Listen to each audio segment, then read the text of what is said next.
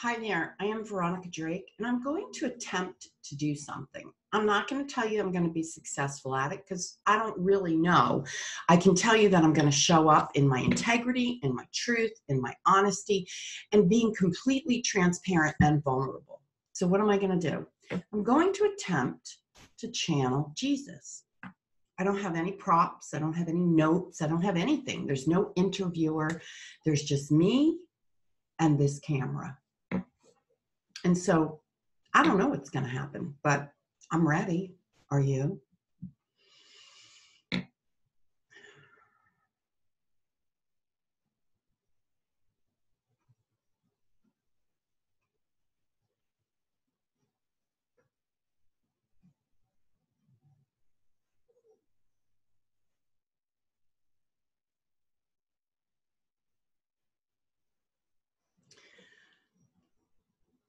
Are you ready to become familiar with the age-old stories that I have told? Yes, I'm referring to the Bible. After all, I am the featured star, at least in the New Testament. The stories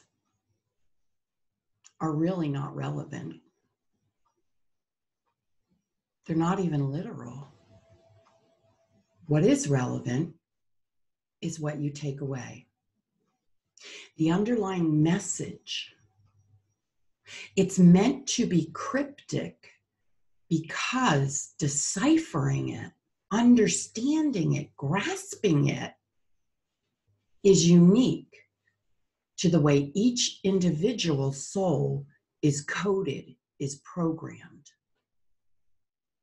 If there was only one way to hear my messages, that wouldn't make any sense. Humanity is so diverse, it begs to be deciphered uniquely.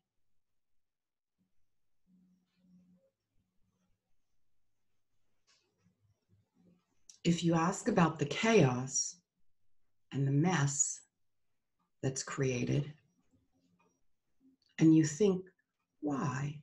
Why would God create this? You are thinking erroneously. They are false thoughts. God doesn't create this. God loved you so much and loved me so much that he gave us free will and choice. It began with Adam and Eve. It's not the story you think it is. It is the story of conception. It is the story of independence. It is the story of free will. The sin is when we don't operate and trust free will.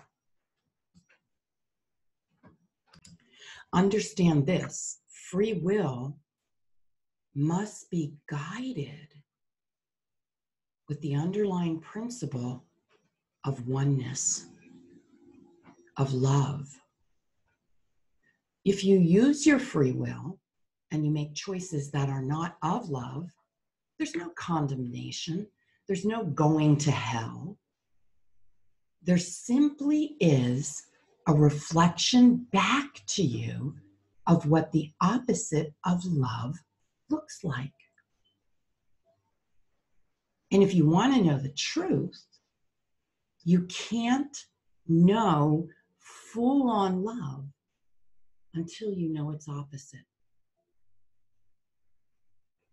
To get the full experience, the rounded experience, the soul experience, we must know both sides. Picture yourself painting a room, and you only paint 2 of the 4 walls. Intentionally. You can live like that. Maybe some of you would even say, that's how I want to live. But the truth is, until you consciously choose to leave 2 walls like they are, it will bug you that there's not uniformity. or harmony, as in you blending the colors together. I want you to think of life like that store you call IKEA. You know IKEA, where everything comes in a big box. And all the little pieces are in their own little packaging, contained within the big box. This is like your life. You go to IKEA, which is this big warehousey looking store. You get your package, you take it home, you come down the birth canal, you arrive home, you open the package, you start to live life, and all of a sudden, there are directions, there are conditions, there are how-tos. These are great. These instructions are awesome because they were put down by the manufacturer. The manufacturer who had the big vision of seeing this product assembled in just the right way. Now, go back to the human who comes down the birth canal, gets into this life, and yeah, this human is given instructions by the people who brought it in, by the people who care for it, eventually by the society it lives in, by the schools it attends, by the friends it keeps, by the culture it lives, and something happens. The manufacturer's directions for the human get lost. And we as humans, yes, I was a human, we as humans, if we're not careful, can begin to assemble ourselves without direction. And we begin to put the pieces where they don't really belong. We look at it and we pretend that if we put this here and we live with it long enough, it'll fit, it'll work, it'll look like it belongs there. And your life might look like you've assembled it correctly, but it may not feel like it. So that product that you bought from IKEA and you follow the directions, you have a useful product. It means something. It has purpose. It followed suit. It followed direction.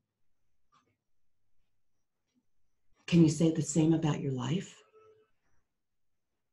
Do you feel like your life has purpose? Did it come here to achieve what it wanted to achieve? Did you follow the manufacturer?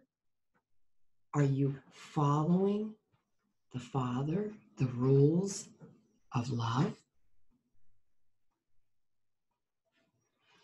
I just want to offer this to you as food for thought.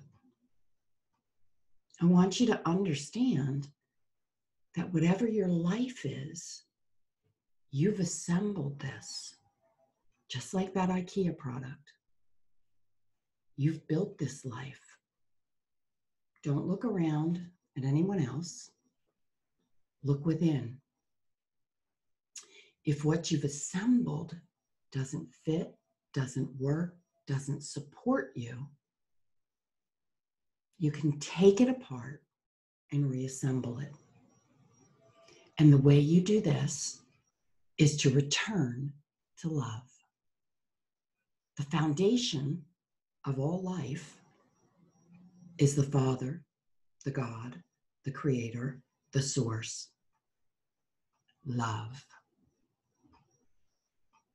There's the secret to life. Return to love. So what you just heard was Jesus as identified to me.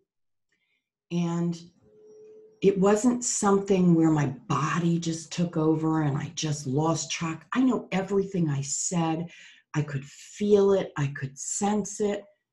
But it was coming in through the part of my mind that was the unconscious or subconscious part of my mind, the part of my mind where I don't know or wouldn't know how to think about those things. And this is channeling for me. Other people channel differently, but for me, it's a very natural process. It always has been. In fact, until I started doing this professionally, I didn't even distinguish the fact between me channeling and me. I just am always of the mindset that I am one with the channeling. I am one with what I am channeling and who I am channeling. So I hope that this has some sort of value and some sort of purpose for you. And speaking of purpose, I've been given 6 classes. Yes, given 6 classes, led to create 6 classes to help you define and live your life on purpose. People ask me, what's my purpose? Why am I here? Well, these 6 classes are going to help you understand that. I hope to see you in class.